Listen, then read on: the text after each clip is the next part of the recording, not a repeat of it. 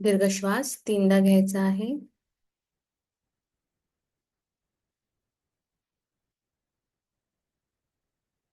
Inhale, exhale, inhale, exhale. Thank you, thank you, thank you परमात्मा. आजच्या या सुंदर दिवसासाठी तुझे खूप खूप आभार. माझा श्वास चालतो आहे, मी जिवंत आहे, मी सगळ्या गोष्टी अनुभव करू शकते, मी चालू शकते, बोलते, ऐकते.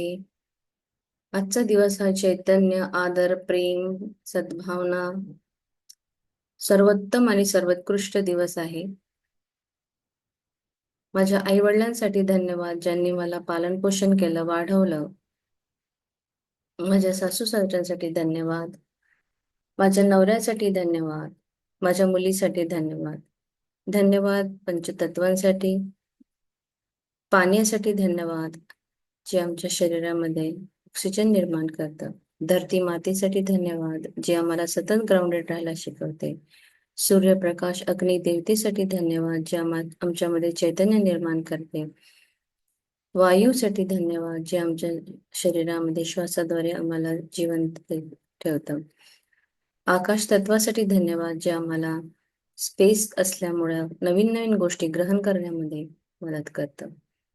धन्यवाद आजच्या पूर्णत्वाच्या दिवसासाठी, संपूर्णत्वाच्या दिवसासाठी.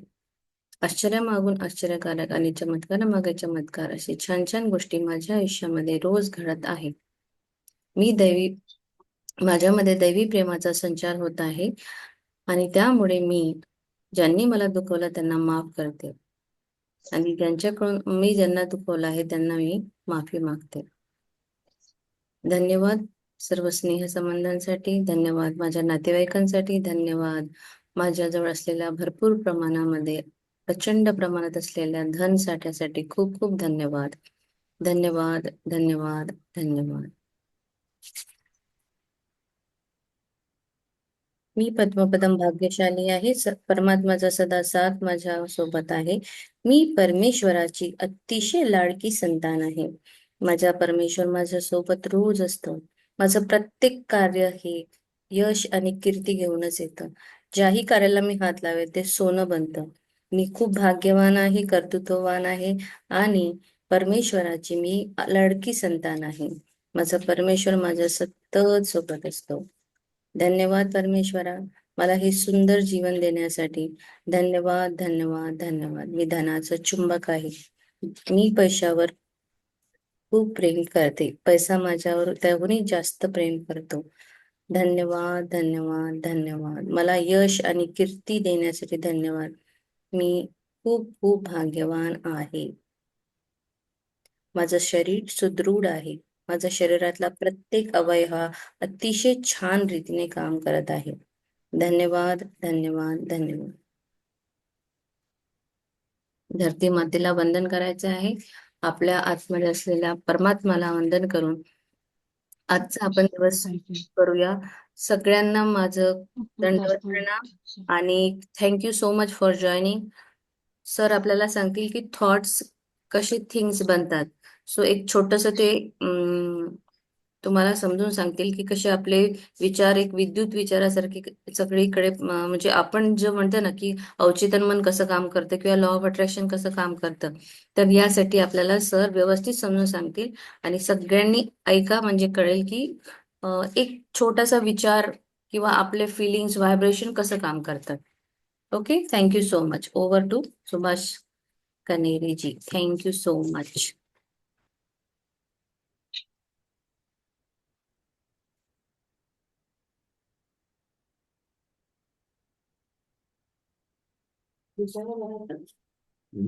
दिखला है. Yes.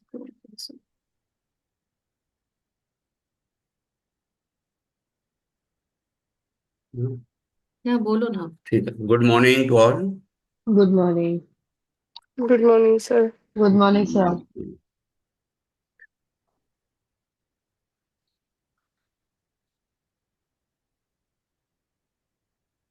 तो मैं आपको बताने जा रहा हूं अभी कि विचार कैसे वस्तु बनते हैं.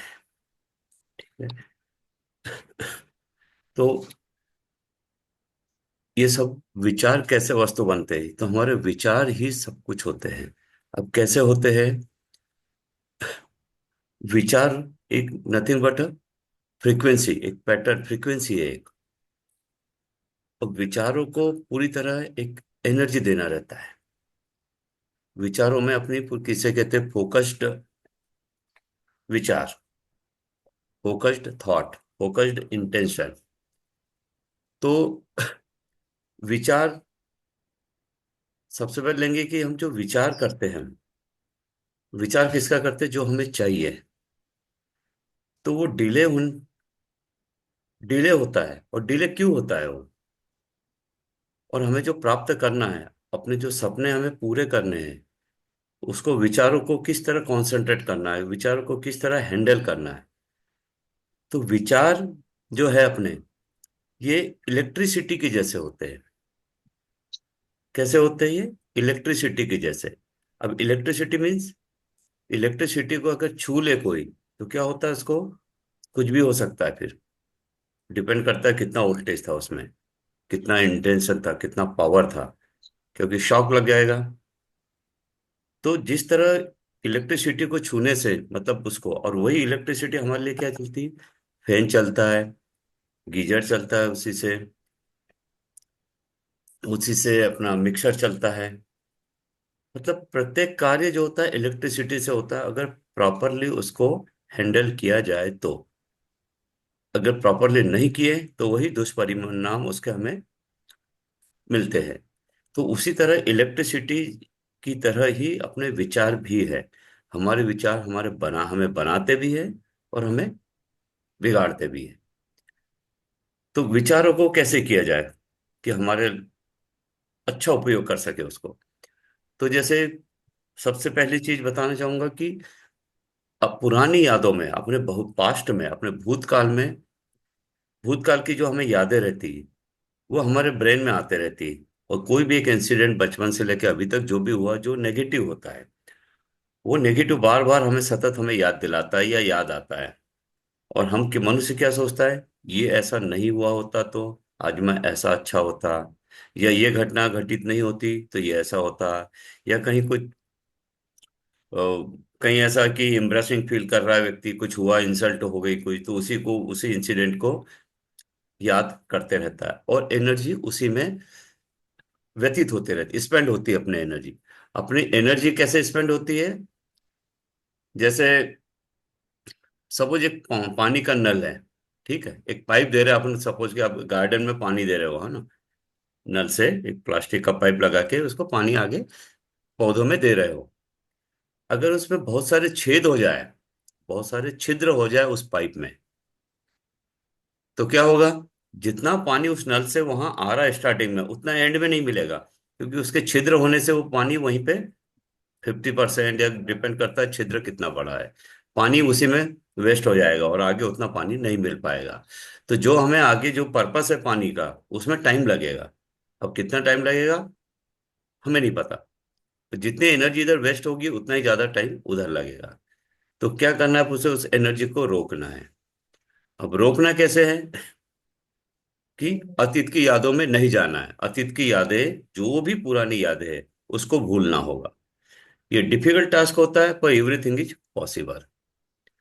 जैसे एक इंसिडेंट सुनाता हूं मैं इसके लिए, कि एक दोस्त रहता है, एक पार्टी चल रही थी, ऑफिशियल एक पार्टी होती रहती है।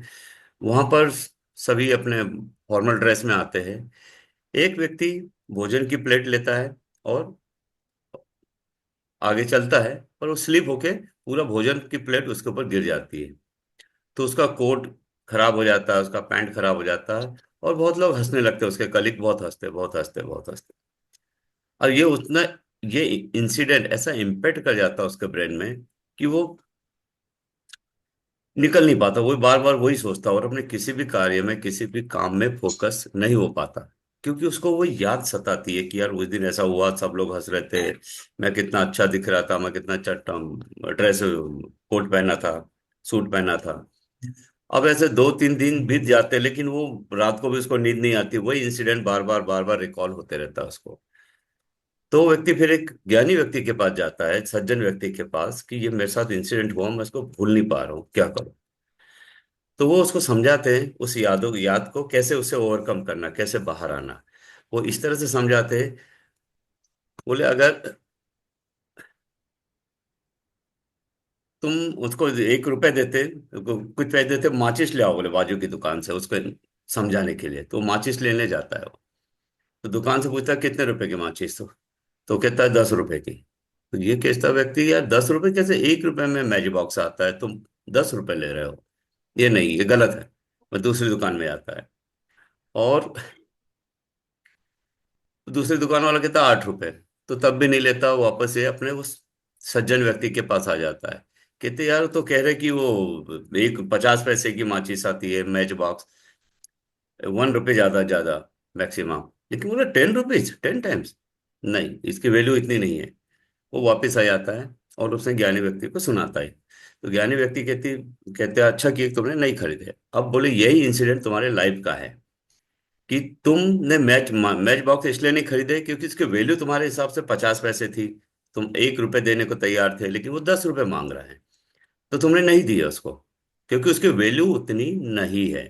तो वैसे ही लाइफ में बोले तुम्हारे साथ जो इंसिडेंट हुआ, तो तुम डिसाइड कर लो उसकी कितनी वैल्यू थी, वो नेगेटिव एनर्जी को, नेगेटिव इंसिडेंट को कितनी वैल्यू देना है। वैल्यू देना है इन टर्म्स ऑफ कि तुम्हें कितना रोना है, तुम डिसाइड कर लो कितने लोगों को रो रो के सुनाना है, तो सुना दो। और उसके बाद इंसिडेंट को दफन कर दो, गाड़ दो, भूल जाओ उसको।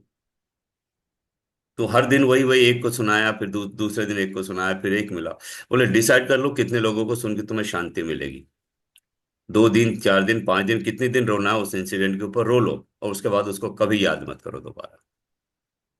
तो वैसे ही हमारे जीवन में जो घटनाएं हुई है, बचपन से लेके अभी तक, रिलेशनशिप में या पर्सनली जो भी, तो उसको पूरे को ब्लॉक करना होगा, मतलब उसको भूलना होगा। उसके बाद ही हमारे विचार, अपने विचार के विचारों से हम अपने सपनों को साकार कर सकते हैं। तो पहली कंडीशन ये थी कि हमने अपने सपनों को साकार करने के लिए अतीत की यादों को पूरा बंद करना होगा। उसी तरह एक और मैं आपको एग्जांपल दूंगा, क्योंकि ये तभी चीजें समझ में आती है जब कोई हमारे पास उदाहरण अच्छे हो। भगवान कृष्ण और एक बार पूरे महाभारत में कर्ण भगवान कृष्ण से मिलते कर्ण भगवान कृष्ण से मिलते और एकांत में जाते थे, संध्या वंदना का समय रहता है। और कर्ण कहता है कि हे केशव, मुझे एक बात आपसे पूछना है। बोले पूछो क्या है। बोले जब से जन्म हुआ, माँ ने त्याग दिया, पता नहीं मैं कौन हूँ, ये हूँ वैसा हूँ, मैं सूत पुत्र कहलाता हूँ, और ये सब है, और मेरे साथ क्यों ऐसा हुआ, और मेरे साथ ऐसा हुआ, मेरे साथ वैसा हुआ। पूरे नेगेटिव सुनाता है। और बोले जब भी मुझे अच्छा कार्य करने गया, हमेशा फेल हुआ हूं मैं। और युद्ध के समय भी देखो, जब जब भी मुझ में शक्तियां है उतनी कि ब्रह्मांड को मैं हिला सकता हूँ, लेकिन जब भी उस शक्ति को यूज करता हूँ वो हो नहीं पाती। तो क्यों नहीं हो पाती, मैं कारण जानना चाहता हूँ, आप मुझे बताइए, मेरा मार्गदर्शन कीजिए। तो भगवान कृष्ण कहते हैं कि हे कर्ण, तुझमें मुझ में एक फर्क है, कि तू अतीत की यादों में खोया रहता है हमेशा। एक इंसिडेंट क्या हुआ कि किसी का जन्म हुआ तेरा, उस जन्म के इंसिडेंट को लेके, कि किसी ने जन्म दिया और किसी ने पाला, तब से तू मेरे माता पिता कौन है, मैं सूत पुत्र कहलाता हूँ, मेरे से बोले उसी इंसिडेंट को तू बार बार रिपीट कर रहा है। तेरे मन में बार बार विचारों को तू एनर्जी दे रहा है। तो तेरे साथ वैसा ही घटित हो रहा है, जैसा तू बोल रहा है, जैसा तू सोच रहा है। और तू इंसिडेंट को तू भूल नहीं पा रहा कि तू सूत पुत्र कहते हैं और तू उसके यहाँ जन्म हुआ। उसी पे फोकस होने के कारण तू लक्ष्य को प्राप्त नहीं कर पा रहा, और तेरे जब भी जो भी तू चाहता है इंटेंशन तेरे पूरे नहीं हो रहे, तेरे ड्रीम पूरे नहीं हो रहे। दूसरी तरफ मुझे देख, बोले मैंने अपने जीवन में कभी किसी को नहीं सुनाया। तो बोले सो अपने आप को सूत पुत्र कह के इसलिए तू नेगेटिव एनर्जी में जाता है। बोले मेरा तो जन्म ही जेल में हुआ था, मेरा तो जन्म ही जेल में हुआ था, और जेल में होने के बाद मुझे वहां से शिफ्ट कर दिया गया। और बोले मेरा जन्म क्या था, मैं एक दिन का था, तब से मेरे मामा ही मेरे खून के प्यासे हो गए, मुझे मारने के लिए न जाने बड़े बड़े राक्षसों को भेजा।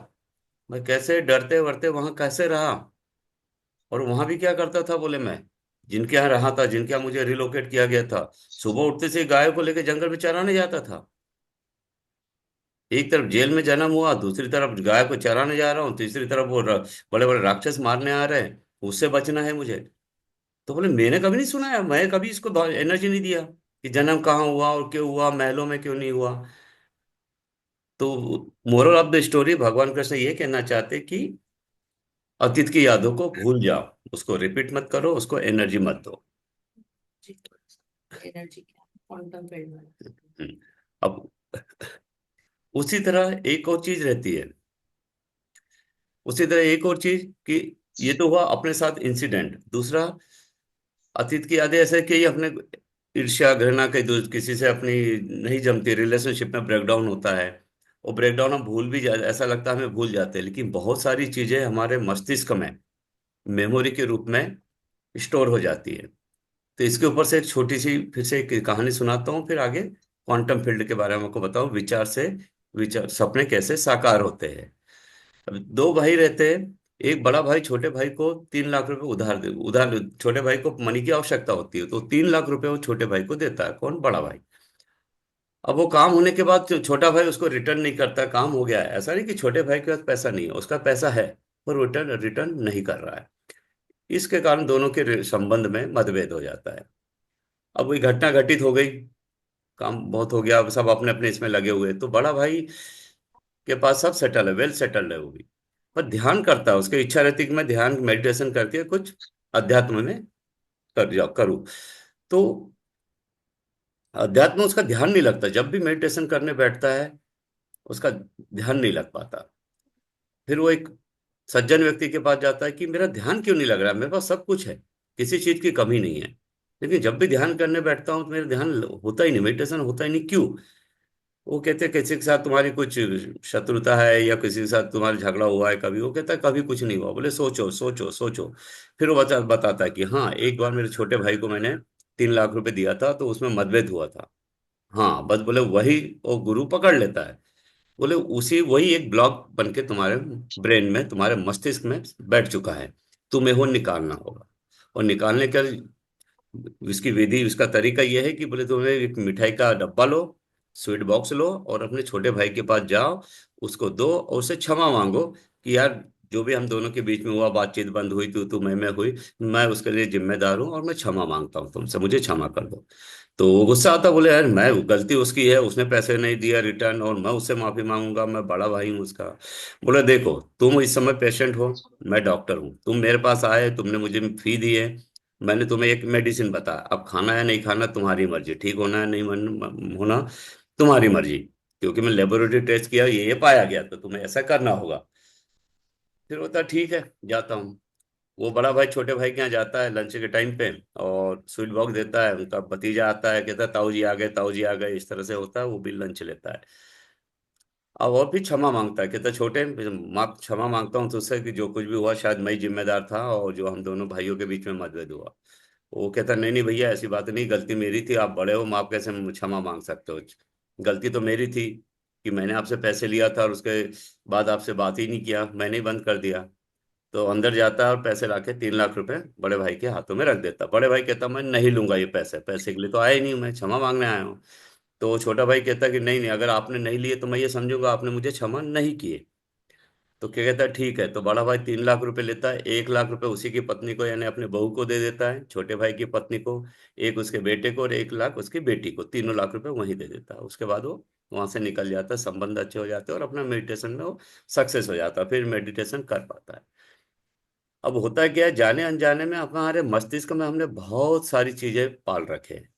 तो हमारा गोल, हमें लक्ष्य प्राप्त करना है, अपना सपना हमें साकार करना है, तो उसमें ये बाधाएं बहुत आती है। तो जब भी विजुअलाइजेशन, लॉ ऑफ अट्रैक्शन, इस फील्ड में हम अपने सपनों को साकार करने जाते हैं, तो सबसे पहले अपने जो कचरों का गोडाउन है, कचरा डिपो भरा हुआ है अपने ब्रेन में, उसको खाली करना अति आवश्यक है। जब तक हम इसको खाली नहीं करेंगे तब तक हमारे लक्ष्य हमें प्राप्त नहीं होगा। अब दूसरी चीज, लक्ष्यों को कैसे प्राप्त करना है। अब हम सुबह उठते हैं, ब्रश करते हैं, चाय पीते हैं, नहाते, कपड़े पहनते, जो भी ऑफिस जाना, ड्यूटी जाते, फिर शाम को आते, वही रूटीन रहता है। डिनर किए, जिसको टीवी में कुछ सीरियल देखना है, कोई बुक्स पढ़ता है, और फिर जाके सो जाता है। तो एक दिनचर्या ऐसी बनी रहती है। और नेक्स्ट डे उठ के क्या करते, उसी को रिपीट करते, थर्ड डे क्या करेंगे, वही रिपीट करते। तो ये रिपीटेशन चल रहा है, मतलब हमारा ब्रेन एक ऑटो पायलट मोड में काम कर रहा है। जो बचपन से जो हमने अपने ब्रेन में दिया है, जो सीक्वेंस में ये रूटीन जॉब है, वही रूटीन जॉब करते। अब वही रूटीन जॉब करेंगे जो पहले करते आ रहे हैं, तो वही मिलेगा जो अभी तक मिलते आ रहा है। सपोज कि नहीं मिल रहा तो नहीं मिलेगा। तो मिलने के लिए क्या करना होगा, तो हमें अपने रूटीन में चेंज लाना पड़ेगा। मतलब पहला जो व्यक्ति है अपने मन में, अब हम जो पहला जो पहले जो है, उस ब्रेन को खत्म करना पड़ेगा। मतलब उसको उसकी उसको उसकी अंतिम संस्कार कर दो और एक नया जन्म लो। नया जन्म मतलब नए विचार, नए विचार, नई एक्टिविटी।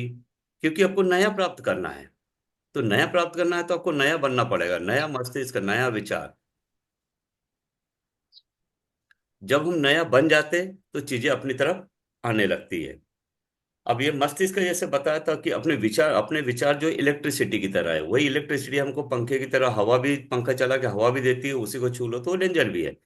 वैसे ही विचारों को भी ये सब होने के बाद अच्छे विचार आने जरूरी है। क्योंकि थोड़ा भी उसमें विचार बुरे आ जाए तो भी उससे हमें बहुत बचना है। उससे भी एक्सीडेंट हो सकता है। कैसे? अब मान लो आप खीर बना रहे हो 10 लीटर दूध की, और उसमें एक नींबू डाल दिए। तो एक नींबू मतलब एक बुरे विचार। नींबू क्या हो गया उस खीर में? खीर में एक बुरा विचार हो गया। तो क्या होगा, वो 10 लीटर दूध को वो नींबू की 4-5 बूंदे क्या कर देगी, समझ जाओ, है ना?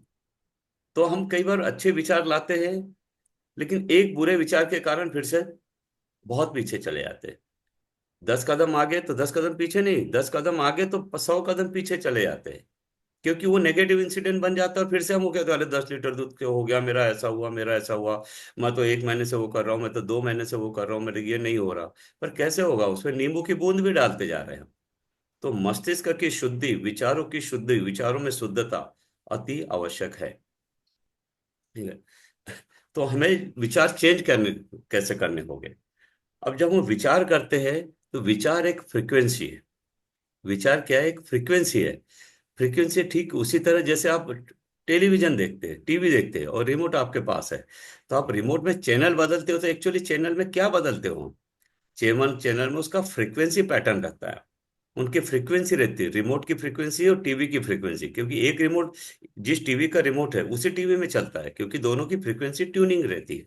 तो जो भी आप नंबर दबाओगे, जो भी नंबर प्रेस करोगे, उसी नंबर का टीवी चैनल लगता है। क्यों होता है? क्योंकि फ्रीक्वेंसी मैच हो जाती है, फ्रीक्वेंसी पैटर्न मैच हो जाता है। अब जो विचार हम करते हैं, जो विचार हम करते हैं, तो वो उसमें भी एक फ्रीक्वेंसी जनरेट होती है। अब फ्रीक्वेंसी जनरेट हुई, और जो हमें चाहिए उसको पाने के लिए, परंतु यहां पर और एक ध्यान देने योग्य बात यह है कि विचार जो है वो इलेक्ट्रिक होते हैं। सॉरी, इलेक्ट्रिक मीन्स कैसे? कि बटन दबाए, पंखा चालू हो गया, बटन बंद किए, पंखा बंद हो गया, बटन दबाए तो कि लाइट चालू हो गया, बटन स्विच ऑफ किए तो बंद हो गया। तो विचार भी वैसे ही है। विचार क्या है? इलेक्ट्रिक है। लेकिन अगर कल्पना, अब हमें कोई चीज चाहिए तो विचारों से एक पैटर्न बनेगा। विचारों के थ्रू कल्पना करना होगा हमें, इमेजिनेशन। मराठीतनं पाठव मला. हाँ, प्रश्न पाठवते. ते आहे ते सगळं टाकलं ना. ते फोटो ते फोटो कोणते? एक सेकंड. शाळेच्या नावाचे फोटो. मी ते व्हिडिओ हो गया. चलो बोलो. क्या बता रहा था मुझे? हाँ, विचारों के साथ. हाँ, कल्पना। अब विचार मैंने जैसे आपको बताया कि विचार विद्युतीय है, मतलब इलेक्ट्रिक है। पर कल्पना मैग्नेटिक है, चुंबकीय है। तो कल्पना करने से वो व्यक्ति, वो वस्तु जिसकी हम कल्पना कर रहे हैं, वो हमारी तरफ आकर्षित होती है। ओके। तो विचारों से नहीं, विचार कितने भी करो तो वो इलेक्ट्रिक है, पर हमें मैग्नेटिक बनना पड़ेगा, उसको अट्रैक्ट करना पड़ेगा। तो विचारों के पहले विचार मन में आते हैं, उसका उसकी कल्पना करनी होगी। कल्पना मीन्स इमेजिनेशन, विजुअलाइजेशन। तो कल्पना करने से वो चीज हमारी तरफ आकर्षित होती है। अब कैसे आकर्षित होती है, अब ये टेक्निकल टर्म्स में मैं आपको बताता हूँ। तो ये क्लियर हो गया कि विचार और इलेक्ट्रिक है, और कल्पना विद्युत मैग्नेटिक है। मैग्नेटिक मतलब चुंबक, मैग्नेट अपनी तरफ अट्रैक्ट करता है वो चीजों को जिसकी हम कल्पना करते हैं। अब और ये कल्पना जब हम करते हैं तो उसमें भी रिजल्ट, कुछ दिनों बाद रिजल्ट नहीं आता। लोग कहते हैं कि अभी के अभी पौधा लगाया उसमें फल लगने चाहिए, ऐसा नहीं होता। अपने ब्रेन में मेमोरी है, जैसे कंप्यूटर में हार्ड डिस्क में मेमोरी होती है, वैसे हमारी मस्तिष्क में भी मेमोरी है। अब ये पुरानी यादों से भरी हुई है। ये पुरानी यादें उसमें निकालना अति आवश्यक है। दूसरा सॉफ्टवेयर लोड करना है हायर वर्जन का, न्यू वर्जन का, तो पहले वाले को डिलीट करना आवश्यक है। तो डिलीट करने के मैंने आपको बताया क्यों आवश्यक है। अब ये मस्तिष्क में अभी कुछ दिन, एक महीना, अब ये डिपेंड करता है व्यक्ति टू पर्सन टू पर्सन, कि एक व्यक्ति को कितना टाइम लगेगा उसको पहले मेमोरी को इरेज करने में और न्यू न्यू मेमोरी को फॉर्म करने में। एक पर्टिकुलर टाइम रहता है जिसको कि किसी के लिए 1 मंथ हो सकता है, किसी के लिए 2 मंथ हो सकता है, किसी के लिए 3 मंथ हो सकता है। तो अगर किसी के लिए, जिसको मान लो जिसको 3 महीने लगना है, जिस व्यक्ति को उसके बिहेवियर, उसके थॉट, उसके थॉट पैटर्न के अनुसार, तो 2 महीने तक करेगा, बोलेगा यार मैंने तो 2 महीने तक बहुत थॉट की, विजुअलाइज किया, अच्छे विचार रखे, सब कुछ किया, और मैंने छोड़ दिया क्योंकि नहीं आ रहा रिजल्ट। तो ऐसा नहीं होता। उस मेमोरी, वो परमानेंट मेमोरी बनना चाहिए ब्रेन में, हमारे हमारे मस्तिष्क में वो परमानेंट मेमोरी बनना चाहिए। कि जिस तरह, जैसे सुबह उठते से हमें कोई बताता नहीं कि ब्रश करना है, कभी हम ब्रश करना भूलते नहीं है सुबह। जैसे हम सुबह ब्रश करना नहीं भूलते, उसी तरह हमें वो जो हमारे नए थॉट है, जो हमारा ड्रीम है, जो विजन है, जिसे हमें प्राप्त करना है, चाहे वो संबंध हो, चाहे पैसा हो, चाहे हेल्थ हो, इन तीनों फील्ड पे, तीनों एरिया में, तब तक हमें अफर्मेशन या ये थॉट पैटर्न या विजुअलाइजेशन या कल्पना तब तक करना है जब तक कि पुराने मेमोरी निकल के नया मेमोरी उसमें अपने ब्रेन में स्थापित ना हो जाए। अब एक बार जब नई मेमोरी आ गई तो फिर अट्रैक्ट होना, वो काम करना शुरू कर देता है। उसके बाद कुछ दिनों के लिए भूल भी जाओ वो चीज, सब दिन में आज मैं प्रतिदिन कुछ लिखता था या इतना चांट करता था, वो आपने नहीं किए ना, तब भी इरेज नहीं होगा। तो समझिए ना। तो आपको परमानेंट मेमोरी में वो चीज लाने के लिए, अपने थॉट पैटर्न को परमानेंट रिस्टोर करने के लिए टाइम लगता है, और ये पर्सन टू पर्सन वेरी होता है। किसी को मैंने 1 महीना, 2 महीना, 3 महीने बताया, हो सकता है कि इसको 1 ईयर भी लग जाए, किसी को 2 ईयर लग जाए। ये उसी तरह है कि कितना मेमोरी, अपने जैसे कोई भांडा, बर्तन जो किचन में, जो एक छोटा सा, किसी को तेल का एक छोटा सा ज्यादा खराब नहीं है तो हम उसको फ्यू सेकंड में ऐसे पानी डाल के धो लेते हैं। लेकिन जो बहुत खराब और सूख गया है, सपोज कि दूध जल गया या सब्जी जल गई या कुछ चीज जल गए बर्तन को, और तो उसको घिसना पड़ता है। जो कि काम 5 सेकंड में हो रहा था, अब आपको 5 मिनट तक उस भांडे को घिसना पड़ सकता है क्लीन करने के लिए। उसी तरह अपना ब्रेन है कि कितना भरा हुआ है पुरानी नेगेटिविटी से, उसको खाली करना आवश्यक होगा। अब वो यहाँ तक हो गया। अब कितनी देर तक आप कल्पना जो कर रहे हो, वो कल्पना आपको कितनी देर तक कर रहे हो आप प्रतिदिन, वो भी मैटर करता है। ऐसा नहीं किसी ने 10 सेकंड किया बोले मैंने वो कर लिया। जितना ज्यादा आप कल्पना या इमेजिनेशन विजुलाइज कर सकते हो उतना कीजिए, उतना होल्ड करके रखो अपने विजन को। तो होल्ड करने से वो चीज अपने पास उतनी देर अट्रैक्ट होती है, धीरे धीरे अपनी तरफ आती है। अब कैसे आती है, अब कैसे आती है, तो अब इसमें आपको बताता हूं कि गीता में एक भगवान कृष्ण ने कहा, एक श्लोक में कहा है। वैसे आपको बताओ, दो गीता होती है, एक महागीता जो त्रेता युग में भगवान, ये ऋषि अष्टावक्र ने राजा जनक को बताया था, और दूसरी भागवत गीता जो भगवान कृष्ण ने अर्जुन को बताया था। इसको भागवत गीता इसलिए कहते हैं कि इसमें भगवान के मुंह से निकली हुई है, भागवत में तो भगवान, और वो अष्टावक्र पहली वाली गीता। दोनों गीता में एक लिखा हुआ है कि इसमें भगवान कृष्ण अर्जुन से कहते हैं कि अर्जुन, तू संसार में व्याप्त है और संसार तुझ में व्याप्त है। संसार तुझसे अलग नहीं है और तू संसार से अलग नहीं है। अब इस श्लोक का मीनिंग ढूंढते ढूंढते अलग अलग, मतलब उस समय समझ में नहीं आता जब मैं पहले पढ़ता था। अब इसका मीनिंग क्लियर हो गया कि ये, फिर रिपीट करता हूं कि भगवान कृष्ण ने कहा कि हे अर्जुन, तू संसार में व्याप्त है और संसार तुझ में व्याप्त है। तू संसार से अलग नहीं है और संसार तुझसे अलग नहीं है। अब ये दोनों एक ही है। अगर दोनों एक दूसरे में समाये हुए हैं तो कैसे? तो ये बात होता है क्वांटम फील्ड की तरह। अपने शरीर में क्या होता है? डीएनए होता है। डीएनए से बहुत कुछ पता कर सकते हैं। तो हमारे डीएनए का खेल होता है सब कुछ। तो हमारे आंतरिक दुनिया में, मतलब अपने शरीर के अंदर, एक होता है डीएनए, और शरीर के बाहर होता है फोटान फील्ड, फोटानिक फील्ड, क्वांटम, और जिसके क्वांटम फील्ड भी कहते हैं। अपने शरीर में जो डीएनए है, एक डीएनए ये 50 लाख करोड़ से भी ज्यादा डीएनए है। 50 लाख करोड़ से भी ज्यादा डीएनए है। और एक डीएनए की अगर खींचा जाए, अगर उसको डीएनए को, तो 6 फीट करीब उसकी लेंथ रहती है।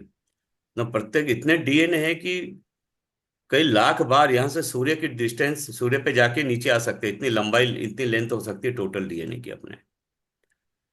तो ये अंदर डीएनए, जब हम किसी को ग्रेटिट्यूड देते हैं या ग्रेटिट्यूड की दुनिया में रहते हैं या हैप्पी रहते हैं, प्रसन्न मुद्रा में रहते हैं, तो अपना डीएनए, एक कली जो होती है फूल की, पौधे की, वो कली कैसे खिल जाती है, बाद में फूल बन जाती है। तो ये डीएनए प्रसन्न जब हम रहते हैं तो अपना डीएनए खिला हुआ रहता है, एनर्जी की, पॉजिटिव एनर्जी में रहता है।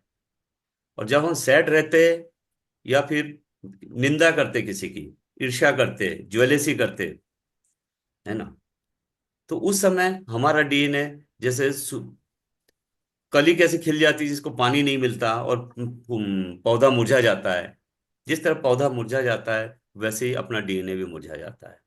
तो पूरा खेल होता है डीएनए का। और डीएनए को कौन एनर्जी दे रहा? विचार। तो हमें हमेशा high energy, positive energy zone में ही रहना है। अब ये अंदर, शरीर के अंदर की बात हो गई डीएनए। अब बाहर चलते कि बाहर की दुनिया कैसी है। तो क्वांटम के कारण क्वांटम फील्ड बना हुआ। क्वांटम फील्ड ऐसा है, ये पृथ्वी जितनी है, पृथ्वी में पूरे क्वांटम फील्ड का, क्वांटम फील्ड का एक कैरेक्टरिस्टिक है कि वो इंटेंगल है। What is entangle? एक जाल की तरह फैला हुआ है। एक जाल की तरह फैला हुआ है। और वो जाल से कौन, उस क्वांटम फील्ड, उस जाल से क्या क्या कनेक्टेड है? एक तो मनुष्य, जीव जंतु, पशु पक्षी, पेड़, ये सभी उससे कनेक्टेड है। मतलब किस तरह कनेक्टेड है? जैसे टेलीफोन। अभी विचार कीजिए कि आपके यहाँ पहले लैंडलाइन होता था, मेरे यहाँ भी था, अभी इसी महीने बंद किया हमने लैंडलाइन। तो लैंडलाइन कनेक्शन पूरा बना हुआ है। ओके। अब जहां आपके घर में लैंडलाइन फोन है, जहां जहां भी किसी के यहाँ लैंडलाइन फोन है, आप उससे बात कर सकते हो। उसका नंबर डायल करना है आपको, चाहे वो पृथ्वी के किसी भी कॉर्नर में रहता हो, चाहे वो यूएस में रहता हो, कनाडा में रहता हो, जापान में रहता हो, पर उसका अगर नंबर है तो आप लैंडलाइन से डायल करके वहां जा सकते हो, मुझसे बात कर सकते हो। और जो नंबर डायल करोगे वही नंबर वहां उसी को लगेगा, कभी दूसरे को नहीं लगेगा। इट मीन्स कि वो टेलीफोन का एक जाल बिछा हुआ है, टेलीफोन नेटवर्क वहां पर बिछा हुआ है। ठीक टेलीफोन नेटवर्क की तरह ये क्वांटम फील्ड भी बिछा हुआ है, जो हर मनुष्य किसी भी पेड़ से कनेक्टेड है, सभी पेड़ से कनेक्टेड है, सभी जीव जंतुओं से, सभी से कनेक्टेड है। कि जो भी प्राणी आत्मा के रूप में इस पृथ्वी पे जन्म लेता है, प्राणी हो, पशु हो, पक्षी हो, पेड़ हो, जीव जंतु, सभी एक दूसरे से कनेक्टेड है क्वांटम फील्ड के थ्रू। अब जब जब किसी वस्तु की आप कामना करते हो, अच्छा, क्वांटम फील्ड ये हुआ। अब ये दो चीजें क्लियर हो गई कि अपने शरीर का डीएनए और बाहर का क्वांटम क्वेश्चन फील्ड। पूछो ना, क्लियर हुआ की नाही? सगळ्यांना क्लिअर झालंय का क्वांटम फील्ड काय आहे? प्राजक्ता? Yes, ma'am. हम्म. हाँ. नहीं, अभी तक जो बताया उसमें कुछ संदेह, डाउट, कुछ प्रश्न? नहीं। तो ये अंदर डीएनए हो गया, बाहर क्वांटम फील्ड होगा।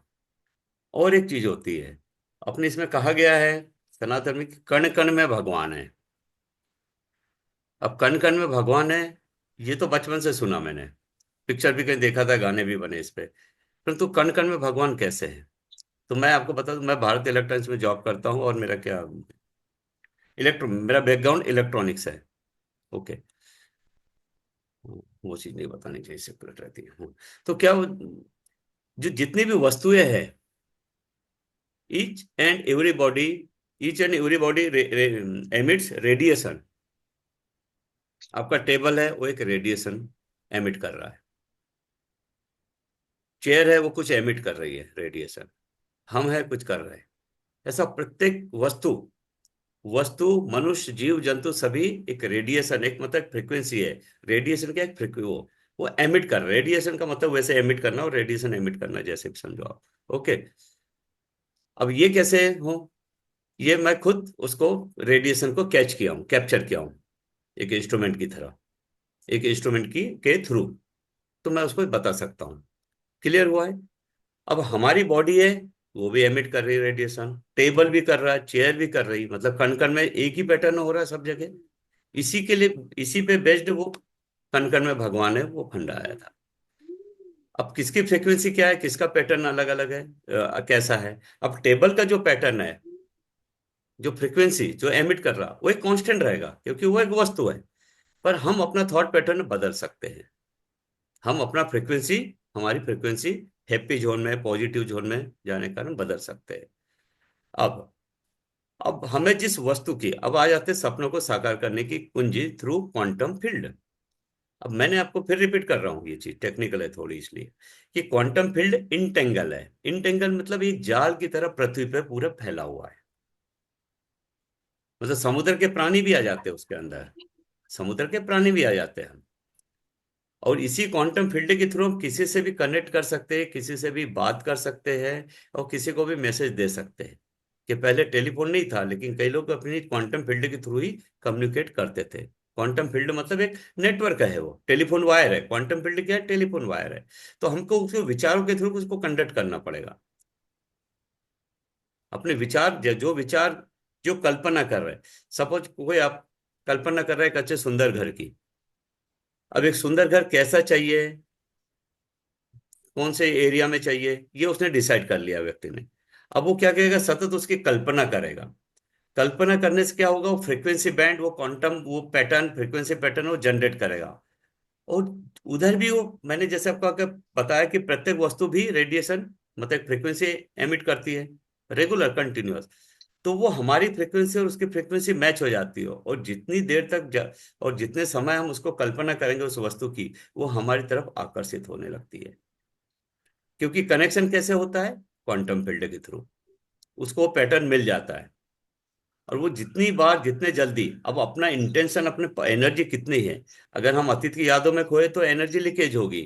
तो उतना अपना पावरफुल पैटर्न जा नहीं पाएगा, जिसके कारण उसको अट्रैक्ट, उतना टाइम लगेगा अट्रैक्ट होने में। इस इसी पे बेस्ड है प्राणिक हीलिंग, रेकी हीलिंग, क्योंकि उसमें फोटो रखते हैं किसी भी व्यक्ति के सामने।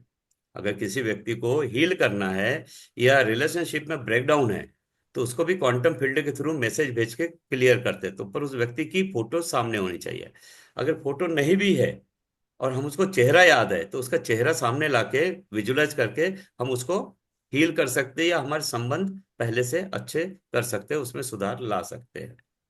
या कई बार होता है, हम किसी व्यक्ति को जो बहुत वर्षों से, हमें सडनली उसकी याद आती है, यार मेरा फ्रेंड वो वहाँ रहता है कनाडा में या यूएस में, उसके तो अचानक कुछ रेफरेंस में उसकी याद आ गई। तो सडनली देखते ही अगर हमारा इंटेंस होता कि काश यार मैं उससे बात कर पाता, वो कहाँ है, ये है वह है, तो उसका फोन आ जाता है।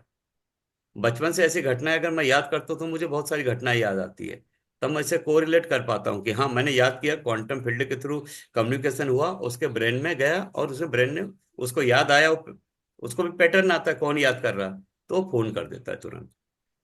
तो दुनिया में अगर कोई प्रश्न पूछा जाए कि सबसे बड़ा ट्रांसमीटर कहाँ है पृथ्वी पर, और सबसे बड़ा रिसीवर, पावरफुल, बड़ा मतलब पावरफुल, पावर के टर्म्स में, नॉट साइज के टर्म्स में, तो वो हमारा मस्तिष्क है।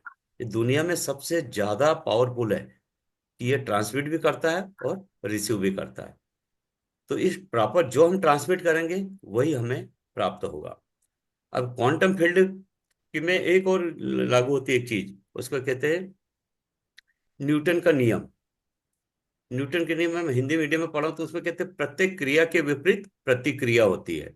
मत जो भी आप अपने मस्तिष्क से एमिट करोगे थॉट के रूप में, कल्पना के रूप में, उसका फल तो अवश्य मिलेगा, आज नहीं तो कल, इस जन्म में नहीं तो अगले जन्म पर उसका फल तो मिलना है। फल जैसे आपके विचार अच्छे विचार होंगे तो उसका फल, इसका रिजल्ट अच्छा मिलेगा। अगर आपके विचार बुरे हैं तो बुरा मिलेगा, क्योंकि वो क्वांटम फील्ड के में कहीं ना कहीं वो रहता ही है, और हमें कभी ना कभी वो प्राप्त होगा ही। इसलिए न्यूटन का लॉ है, न्यूटन का नियम, वो भी सत्य है, क्वांटम फील्ड भी सत्य है, और अपना मस्तिष्क जो काम करता है वो भी सत्य है। तो हमें जो जो भी वस्तु चाहिए क्वांटम फील्ड के माध्यम से उसको प्राप्त की जा सकती है। पहले ये होता था कि कैसे वर्क करेगा, कैसे वर्क करेगा, तो मैंने बता दिया आपको कि ये पूरा नेटवर्क जाल बिछा हुआ है। और अपना शरीर का डीएनए, जब हम विचार करते हैं, जब विचार, हमारे विचार, विचारों का इम्पैक्ट पड़ता है डीएनए पे। अच्छे विचार है तो डीएनए खिला हुआ रहेगा फूलों की तरह, और वो डीएनए बाहर के field, external field, quantum field से वो काम इंटरेक्ट करता है, मतलब उससे कनेक्शन होता है। मतलब ये समझो कि ट्रांसड्यूसर का काम करता है अपना डीएनए। अब ट्रांसड्यूसर कैसे होता है? ट्रांसड्यूसर आपके टेलीफोन में भी एक ट्रांसड्यूसर होता है। लैंडलाइन की अगर बात करें तो उधर से सिग्नल आया, वो तो बहुत वोल्टेज के फॉर्म में आता है ना, वो तो वोल्टेज रहता है बहुत छोड़ा, लेकिन उसमें एक ट्रांसड्यूसर रहता है। ट्रांसड्यूसर मतलब क्या होता है? एक ऐसा इंस्ट्रूमेंट जो ऊर्जा के एक रूप से दूसरे रूप में परिवर्तित करे उसे, ऊर्जा के एक रूप से, ध्वनि को एक रूप से दूसरे रूप में परिवर्तित करे। तो वो इलेक्ट्रिक सिग्नल को अपना टेलीफोन क्या करता है? वॉइस सिग्नल में, आवाज में कन्वर्ट करता है, ध्वनि में कन्वर्ट करता है। तो इलेक्ट्रिक सिग्नल हमको ध्वनि के रूप में सुनाई देती है और हम उसको समझ पाते हैं।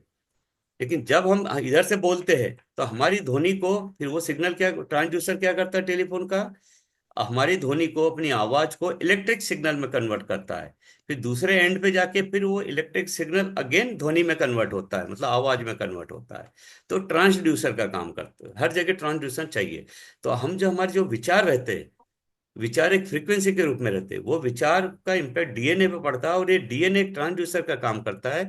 ये अपने विचारों को क्वांटम फील्ड के रूप में, जो क्वांटम फील्ड है बाहर से, अपने शरीर के बाहर, उसके साथ उसकी लैंग्वेज में बात करके वो ट्रांसमिट करता है। फिर वो पूरा क्वांटम फील्ड के थ्रू जिस व्यक्ति चीज की कामना करते हैं, मैं रिपीट कर रहा हूँ, वो वस्तु के पास अपना सिग्नल जाता है। और जितनी इंटेंसिटी, जितनी शक्ति हमारे, जितना कॉन्सेंट्रेशन, जितना फोकस रहेंगे हम अपने विचारों पे, अपने कल्पना पे, तो उतने ही जल्दी वो हमें प्राप्त होता है। तो कई बार शेयरिंग होती ना, किसी को 2 दिन में मिल गया रिजल्ट, किसी को 1 मंथ में, किसी को 2 मंथ में, कोई कहता है यार मतलब 3 महीने से 10 बार मैंने मैजिक बुक कर ली, मुझे नहीं आया।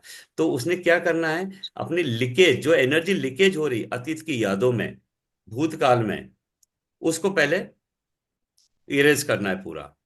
और और नई मेमोरी को, मतलब उसके, समझो जिसको रिजल्ट नहीं आ रहा, समझो कि इसकी मेमोरी में अभी नए विचार मेमोरी के फॉर्म में परमानेंटली स्टोर नहीं हुए हैं, तो उस पे काम करना है। अब इसमें यहाँ पे बाधाएं कहाँ कहाँ आती है? ऑफिस में अगर आप वर्क कर रहे हो तो कलीग ने कुछ बोल दिया, कभी कुछ हो गया, कभी बॉस ने कुछ हो गया, कभी लेट हो गया, कभी, तो उस पे हम रिएक्शन कर जाते हैं, उस पे हम रिएक्ट कर जाते हैं। वो रिएक्ट करने से क्या, अगर नेगेटिव जोन में आ गए तो 10 कदम पीछे। तो हमें करना है, चलो भगवान, इस, अगर उसको मान लो अपने को किसी ने हर्ट किया है ऑफिस में या बाहर में या घर में या फैमिली में, तो यही प्रे करो उसे, नेगेटिव एनर्जी में जाके, भगवान इसको सद्बुद्धि दे, ये मेरी जैसी बुद्धि इसको भी दे, जैसे मुझे समझदार बनाए इसको भी समझदार बनाए। तो ऑटोमेटिकली वो आपकी नेगेटिव एनर्जी आपके ब्रेन में स्टोर होगी नहीं। जबकि उसके प्रति एक दया के भाव होने चाहिए आपके मन में, कि भगवान उसको थोड़ी, उसका भला कर दो जैसा मेरा कर रहे हो, ताकि वो ऐसे किसी पे रिएक्ट ना करे, किसी पे इस तरह से हर्ट ना करे किसी को। तो इस तरह से हम अपने ड्रीम, अपने मंजिल की तरफ आगे बढ़ते जाएंगे। यहाँ तक कोई प्रश्न किसी को? कितना समय? हाँ? किसको पूछो, किसको पूछ करके। फोटॉन, क्वांटम फील्ड के ऊपर कोई प्रश्न है कि कैसे वर्क करते हैं? मैंने समझाया बहुत अच्छी तरह कि अपने कोई प्रश्न है कि आगे बढ़े? No, sir. हाँ, हाँ। झालंय क्लिअर सगळ्यांना? हाँ Hold on. और समजून राहिलेलं आहे? येस Oh, बॉडी काय एमिट करते हेही माहित झालं. फोटॉन, इलेक्ट्रॉन, फोटॉन बद्दल अजून एक सांगायचं सर, ते एमिट फोटॉन जो है वो हम पूजा करते समय हाथ लगाते तो कैसे वो रिएक्शन एनर्जी वो होगी, पूजा तो समझ। जैसे हमने बोला था ना हम जैसे हाथ लगाए तो हाँ, स्वाहा करते, तो ये फोटोन जो रहता है वो जो आपने तो बताया क्वांटम फील्ड है, तो क्वांटम स्पिरिचुअल। फील्ड, हर चीज क्वांटम फील्ड से जुड़ी हुई है ना। और एक और चीज है, जैसे हम किसी कल्पना कर रहे हैं, कोई जो दूध वाला, मैंने जो उदाहरण दिया था आपको, एग्जांपल बताया था कि दूध में 10 लीटर दूध है, उसमें 4-5 बूंदे नींबू की पड़ जाए तो वो खराब हो जाता है, मतलब उसमें खीर नहीं बन पाती। उसी तरह अपने कितने भी विचार है, यही कि किसी का डिले होता है, ड्रीम, जो सपना है, सपनों को साकार करना है, वो साकार नहीं हो पाता। तो मेन उसका एक रीजन ये भी रहता है कि हम उसमें नींबू की बूंदें निचोड़ते रहते हैं, तो हमें उसको अवॉइड करना है। और जब वो अवॉइड होगी, मान लो नींबू की कोई भी बूंद हम अपने दूध में नहीं जाने दे रहे, मतलब हमेशा पॉजिटिव जोन में है, हैप्पी जोन में है, ब्लेसिंग ग्रेटिट्यूड मोड में है, तो उसके बाद क्या होती है कि कुछ अद्भुत घटनाएं घटित होती है जीवन में। अब अद्भुत घटनाएं क्या होती है? अद्भुत घटनाएं मतलब आपने कुछ सोचे नहीं हो, सडनली वो हो गया, समझे ना? आपने सोचा भी नहीं था कि ये कैसे मिलेगा। हाँ, नींबू की बूंद अपने विचारों में क्या आता, हाउ, यार कैसे होगा, मुझे ये चाहिए, मेरी ये सैलरी है, या मेरा वो जो है जिससे रिलेशन में ब्रेकडाउन हो गया है, बहुत बड़ा इंसिडेंट है, ये कैसे होगा।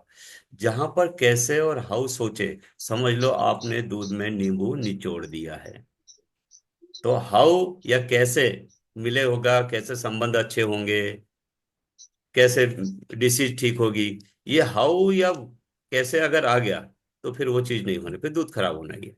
तो आपको ये भी याद रखना है, जब नींबू नहीं निचोड़ेंगे, नेगेटिविटी नहीं आने दोगे, तो अपने आप अद्भुत घटनाएं घटित होने लगेगी, और आपको मोटिवेट करेगी, इंस्पायर करेगी कि ये एक्शन ले। जैसे आप एक चौराहे पे खड़े हो, और आपको राह, चौराहे पे नहीं, मल्टी राह बोल दो, बहुत सारे रास्ते हैं वहां से, और आपको अपने मंजिल तक पहुंचना है, अपने लक्ष्य तक पहुंचना है, आपको समझ में नहीं रहा आ रहा, लेकिन कुछ ऐसे घटना घटित होगी कि आपका मस्तिष्क कहेगा कि इस डायरेक्शन में जाओ। और वहां पर एक और चीज ये कर सकते हैं, जहां पर कंफ्यूजन होता है। अब कई लोग क्या होता है, कॉन्सेंट्रेट नहीं हो पाते, कई लोग कॉन्सेंट्रेट नहीं हो पाते कि अतीत की याद, पुराना कैसे दिमाग से निकाले, है ना? वैसे बहुत सारी मेथड है, मैंने बता तो दिया, लेकिन इतना इजी नहीं होता कि दिमाग से वो चीज, इंसिडेंट को निकाल पाए, चाहे हेल्थ का हो, चाहे मनी का हो, चाहे रिलेशनशिप का हो, तो कैसे निकाले। अगेन बात आती है गीता में। गीता का एक अध्याय 8, अध्याय 8 में श्लोक नंबर 12 और 13, इसमें भगवान कृष्ण ने अर्जुन को बताया है कि हमें पुरानी यादों को कैसे हमेशा की तरह निकालना है। बहुत मदद होता पुराने, इसमें से पुराने पाप भी नष्ट होते हैं। मैंने गीता का जो अध्ययन किया, कहते हैं ना कि नहीं, पाप का फल तो भुगतना ही पड़ेगा, है ना? हमेशा ये कहा गया है, हमें ये बताया गया है। और कई गीता के ज्ञानियों ने भी ये भी बताया कि हमें जो भी कर्मास किए, प्रारब्ध, पुराने कर्म, वो हमारे विचारों को इम्पेक्ट करते हैं, हमारे सपनों को इम्पेक्ट करते हैं। अभी तक यही बताया गया था कि वो भोगना ही पड़ेगा, जो पाप है तो उसको भोगना पड़ेगा, पुण्य है पुराने पिछले जन्म का वो या पास्ट का, भोगना पड़ेगा। लेकिन आपको बता दूं, मैं आपको गीता को अच्छे से अध्ययन करेंगे तो आपको भी प्राप्त होगा कि पुराने पाप डिलीट किए जा सकते हैं, बिना फल, बिना भोगे उसे। और वह है गीता का 8वें अध्याय का श्लोक नंबर 12 और 13। उसमें क्या करना होता है कि भगवान कृष्ण ने बताया उसमें, हृदय सामंजस्य और मस्तिष्क सामंजस्य, इंग्लिश में कहो तो heart coherence and brain coherence. यहां से इन ऐसा भगवान कृष्ण कहते हैं कि इससे पुराने जन्मों के पापों से, पुराने बुरे कर्मों से मुक्ति मिल जाती है बिना भोगे। तो इसको कैसे करना है वो भी आपको 2 मिनट में बताता हूं मैं। जैसे मस्तिष्क हमारे, कहीं पे हम कंसंट्रेट क्यों नहीं हो पाते, अपने गोल पे फोकस्ड क्यों नहीं हो पाते? तो अपने शरीर में दो चीजें, एक तो ब्रेन, ब्रेन लॉजिक हमेशा लगाता है, लॉजिक लगाता है, अरे कैसे होगा यार, मैं अभी तो किराए के घर में रहती हूँ, मैं साला ये 5 BHK कैसे हो सकता है, मुझे 5 BHK 3 कोटि का ओढ़ है, 4 कोटि का हो रहा है, कैसे आ जाता है वो? तो ये मस्तिष्क कहता है, "अबे तेरी ये तू नहीं कर सकता, छोड़ दे छोड़ दे"। मस्तिष्क से बैकग्राउंड में आवाज आती है, हम नहीं भी बोले ना, हमारे बैकग्राउंड में चलते रहती है, इवन मेरे भी आती थी, पहले आती थी। तो कैसे होगा? और दिल क्या कहता है, नहीं नहीं यार चाहिए यार, कितना मजा आएगा, एक में स्विमिंग, छोटा सा स्विमिंग पूल बना लूंगा मैं, एक में लाइब्रेरी बना लूंगा, एक में वो रहेगा, एक में तो ये होगा, ये 5 बेडरूम का घर, कितना मजा आ जाएगा। पाँच पाँच। हाँ। तो ये हृदय जो हार्ट है ये अलग सोच रहा है, अलग फील्ड सोच रहा है, और ब्रेन अलग सोच रहा है। अब जब तक दोनों में दोस्ती नहीं होगी ना, तो अपने सपने साकार नहीं होंगे, विचार वस्तु नहीं बनेंगे। विचार वस्तु बनने में समय बनेंगे, और उसमें समय लग सकता है, क्योंकि पुराने पाप कर्म को धुन वो बीच में आते रहते। तो बिना भोगे हमें उससे छुटकारा मिल सकता है, और हम लव ड्रीम की तरफ आगे बढ़ सकते हैं। तो वो है हार्ट कोरेंस, ब्रेन कोरेंस। इन दोनों की शादी करा दो। कहते हैं ना, उसकी कोई एक बुरा व्यक्ति है, उसको बोले उससे लड़की से, उस लड़की से, बुरे व्यक्ति से इस लड़के की शादी करा दो, सुधर जाएगा। या कोई बुरा लड़का है, लड़की अच्छी है, किसी को चिड़ी आती है, कोई कहता है इस लड़की की ना उससे शादी करा दो, अपने आप सुधर जाएगी, वो ठीक कर देगा इसको। मतलब क्या होता है, जिन दोनों में से जो दोनों की शादी कर दो, तो दोनों प्लानिंग करते कि हमें जीवन के ये लक्ष्य है, तो दोनों एक दूसरे को आधा आधा समझ लेते हैं, अर्धांगनी अर्धांगना जो भी हो, तो दोनों एक पटरी पे आ जाते हैं। तो दोनों को पटरी पे लाने के लिए भगवान कृष्ण ने गीता में ये बताया है। तो हार्ट कोरेंस, मस्तिष्क कोरेंस कैसे है, मैं आपको बताता हूँ। तो पहले शुरू करना है मस्तिष्क को, यानी ब्रेन कोहेरेंस। ब्रेन को सामंजस्य की अवस्था में लाना, मतलब एक संतुलन की अवस्था में आना, जिसमें विचार अच्छे ही आएंगे। तो ब्रेन कोहेरेंस के लिए अपने जो नाक के दोनों छिद्र है, आंख बंद करके कभी भी 5 मिनट उसी पे फोकस करो। मैं मिनिमम 5 मिनट, मैक्सिमम आप 1 आवर 2 आवर कितना भी कर सकते हो। हम्म। तो नाक के छिद्र से हवा अंदर जा रही है, हवा बाहर आ रही है, हम सांस ले रहे हैं, सांस छोड़ रहे हैं, और नेचुरल। उसमें वो डीप ब्रीथिंग वाला बिल्कुल नहीं करना, डीप ब्रीथिंग से इसका कोई संबंध नहीं है। डीप ब्रीथिंग अलग चीज के लिए होता है, ठीक है, उसका पर्पस अलग है, उसका रिजल्ट अलग है। तो यहाँ पर क्लियर कर देता हूँ कि डीप ब्रीथिंग नहीं, हमें नॉर्मल श्वास जो लेना है, जो ले रहे हैं वैसे ही लेना है। आंख बंद करके, और दोनों हाथ एक दूसरे में क्रॉस करके, दोनों हाथ हथेलियां, दोनों हाथ एक दूसरे में, जैसे ये देखिए, मैं ऐसे हाथ करना है ना, और दोनों पैरों को क्रॉस करना है। अब ऐसा क्यों करना है, ये प्रश्न बहुत बार पूछा गया मुझसे। तो ये एनर्जी जो है अपने शरीर में, ट्रेमेंडस एनर्जी है, इतनी एनर्जी है कि पहले इस एनर्जी से, मन की एनर्जी से, आंखों की एनर्जी से पत्थरों को हटाया जाता था पूर्व काल में। जब ये टेक्नोलॉजी उनको मालूम थी पहले के लोगों को, तो बड़े बड़े पत्थर जो घर बनाते हैं ना, तो आंखों से, अपनी आंखों के आंख एनर्जी से उसको शिफ्ट किए जाते थे। क्लियर हुए? पहले मशीन नहीं थी, बड़े पत्थर आंखों की एनर्जी। अब एक व्यक्ति की आंखों से नहीं, वहां पर बहुत सारे लोग होते थे, बहुत सारे लोगों को अपनी सबको बताया जाता था कि आंखों से हमें ये काम करना है। तो एक ही जगह पे फोकस होके वो पत्थर को एक जगह से दूसरी, one place to another place shift किया जाता था। ओके। तो आंखें, जब हम ये ब्रेन कोहेरेंस करेंगे, तो आंखें बंद होनी चाहिए, क्योंकि आंखों से जो एनर्जी कंटिन्यूस बाहर जा रही है उसको रोकना होगा। तो उसको 80% आंखों एनर्जी, जैसे मान लो 100% होती है कोई भी चीज, तो 80 80% एनर्जी आंखों से बाहर जाती है, 10% हाथों से और 10% पैरों से। तो पैरों को क्रॉस कर दिए, हाथों को क्रॉस कर दिए, और आंखों को बंद कर दीजिए। पूरी शरीर की एनर्जी कुछ भी बाहर नहीं जा रही, अपने पास ही है। उस एनर्जी को उपयोग करना है ब्रेन कोहेरेंस में, मतलब मस्तिष्क को सामंजस्य की स्थिति में लाना, मतलब संतुलन की स्थिति में लाना, मतलब विचार मुक्त कर देना। जो बम्बार्डिंग होते रहती है ना विचारों की, कंटिन्यूस विचार आते रहते हैं। कभी ऐसा हुआ कि हम 5 मिनट तक बिना विचारों के ऐसे बैठे हो? कोशिश करना, ऐसा होता सकता है क्या? अगर हो गया तो समझो आपकी भगवान बन गए आप। ठीक है। तो सांसों पे मिनिमम 5 मिनट, कम से कम 5 मिनट सांस आ रही जा रही, ठंडी हवा अंदर आ रही, गर्म हवा बाहर जा रही, नेचुरल इसमें। और ऐसे ही ध्यान रहो, हो सके तो आई मास्क लगा दो, आंखें बंद करने के बाद भी एनर्जी, उसके ऊपर और एक पट्टी बांध लो, या चश्मा लगा दो काला, या आई मास्क आता है वो पहन लो, तो बहुत बेटर होगा। ठीक है।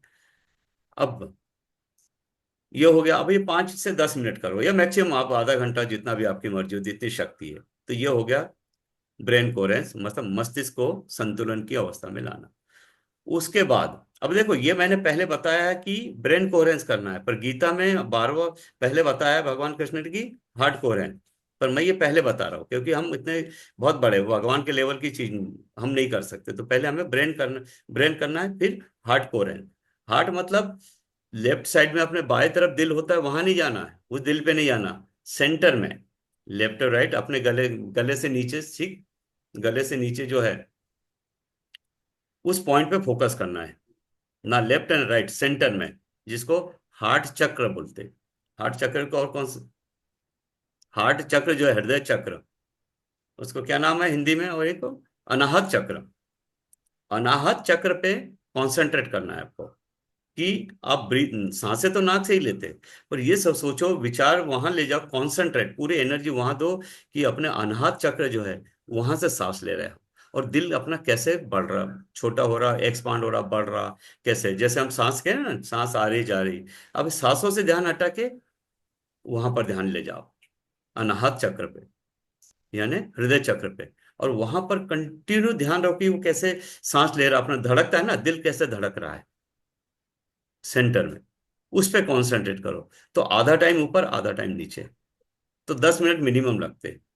तो जब ऐसा रेगुलर आप करने लगोगे, और रिजल्ट तभी आता है, याद रखो, कंसिस्टेंसी के कारण। कंसिस्टेंसी बहुत इंपॉर्टेंट है, प्रतिदिन करना है। कि लक्ष्य जब प्राप्त होता है ना, लक्ष्य जब प्राप्त करना है, तो कौन सा व्यक्ति प्राप्त कर सकता है उसको, जिसमें पागलपन हो उस चीज को पाने का, उसमें जुनून हो, दीवानापन हो। जिस तरह, उदाहरण के लिए तो सागर ये था, शाहरुख खान का उदाहरण देता हूं मैं, कि ये जो दिल्ली में रहता था, सामान्य घर का व्यक्ति था, और ब्राह्मण लड़की गौरी को पटाना चाहता था। तो उसमें वो दीवानापन था, वो पागलपन था, जुनून था, जो उसने उसको प्राप्त किया पत्नी के रूप में। आखिर उस ब्राह्मण परिवार ने उसको 5 वर्ष के बाद उसको एक्सेप्ट किया, उससे शादी कर दी। तो वैसे दीवानापन चाहिए, कि जब दीवानापन, पागलपन, जुनून, जिसे मैं कह रहा हूं कि एक, इस किसी चाहत का, किसी वस्तु को जो हम चाहते ना, उसका भूत सवार हो जाना चाहिए। अब देखते हो किसी मंदिर में, कहीं हनुमान मंदिर या किसी शनि मंदिर में गए हो, जिसको भूत लग जाता है ना, उसको किसी चीज का असर होता ही नहीं है, ना मेडिसिन का होता है, ना किसी दवा का, ये अपना किसी का मंत्र का होता है, किसी भी चीज का उस पर असर नहीं होता, कुछ भी इफेक्ट नहीं होता, इम्पैक्ट, क्योंकि उसको हम कहते हैं उसको भूत लागला, उस आत्मा ने उसको ले लिया, वो कहीं कहीं जा रही थी और आत्मा ने उसको घेर लिया। ये उनकी पुणे की भी एक घटना है, एक यहाँ डॉक्टर को एक ट्रीटमेंट के लिए समझ में नहीं आ रहा था, पूरी पुणे पैनल बैठी थी डॉक्टरों की, जो 10-12 डॉक्टर की एक टीम है, वो से एक व्यक्ति को ट्रीट नहीं कर पा रहे थे। तो मुझे, मेरे पास कहीं से इन्फॉर्मेशन आई, और डॉक्टर शिवराम बोनागिरी जो औंध के डॉक्टर है उस पैनल में थे, तो मैंने उनसे जाके मिला। मैंने कहा, सर वो एक एक आपके पास एक ऐसा पेशेंट है, वो मैं उसको जानता हूँ, तो वो ठीक क्यों नहीं होता? अरे बोले, कान्हेरे बात ऐसी है कि उसको बाहर की कुछ हवा लग गई है, बाहर की हवा को हम क्या कहते हैं, भूत लग जाना। इसलिए बोले किसी दवा का असर नहीं हो रहा उसको, बोले बाहर ही किसी झाड़ फूक वाला ही ठीक कर सकता है। क्योंकि बोले हमने 2-2 3-3 बार उसके सभी मेडिकल लेबोरेटरी टेस्ट कर लिए, सब कुछ नॉर्मल है, फिर भी वो बंदा बीमार है, मतलब उसको बाहर का है। तो हमें बताने का उद्देश्य ये है कि हमें भी, जब हमें किसी चीज की चाहत है, चाहे रिलेशन में इम्प्रूवमेंट करना हो, चाहे हेल्थ में इम्प्रूवमेंट करना हो, चाहे हमें मनी के फील्ड में, पैसे के फील्ड में इम्प्रूवमेंट करना हो, तो हमें वो जुनून, वो पागलपन, वो दीवानापन छा जाना चाहिए हम पे। मतलब कंसिस्टेंसी चाहिए, कि प्रतिदिन, every day I will do this. ऐसा नहीं कि आलस से, आलस जहां लेजीपन आ गया, आलस्य आ गया, हमने कहा नहीं यार आज नहीं कर सकते, समझ लो दूध में आपने नींबू निचोड़ दिए। हो गया 31 हो तो गया। हम्म, हो गया 31। तो आप कोई प्रश्न हो तो पूछिए, Prajakta ji. Yes, thank you so much sir, आपने बहुत इजी लैंग्वेज में समझाया। मुझे एक क्वेश्चन था सर, जैसे कि अभी आपने बताया कि गीता का अध्याय के लिए आपने जो बताया, जो कर्म है वो कैसे हम क्लींजिंग काइंड ऑफ हाँ बताया। हाँ तो आई मीन मुझे ये समझ में नहीं आया, जैसे कि ब्रेन कोहेरेंस करेंगे, हार्ट कोहेरेंस करेंगे, उसमें उसके बाद में क्या करना है, या यही यही मेथड है जो क्लींजिंग का काम हाँ, करेगी? यही है, यही है, यही है। इसमें क्या है, अपने एक तो कंफ्यूजन दूर हो जाता है, मस्तिष्क में जो विचार है, जो कहने का ना, खाली करना है, जो हम्म। पुराना कचरा भरा हुआ है।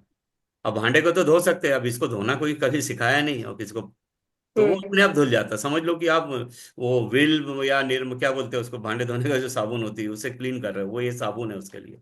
और रेगुलर इसको किए ना, आपको 1 महीने बाद आपको रिजल्ट आने को पता चल जाएगा। क्योंकि जो कहते हैं ना, एवरेज 60,000 थॉट्स अपने ब्रेन में आते हैं, मस्तिष्क में आते हैं।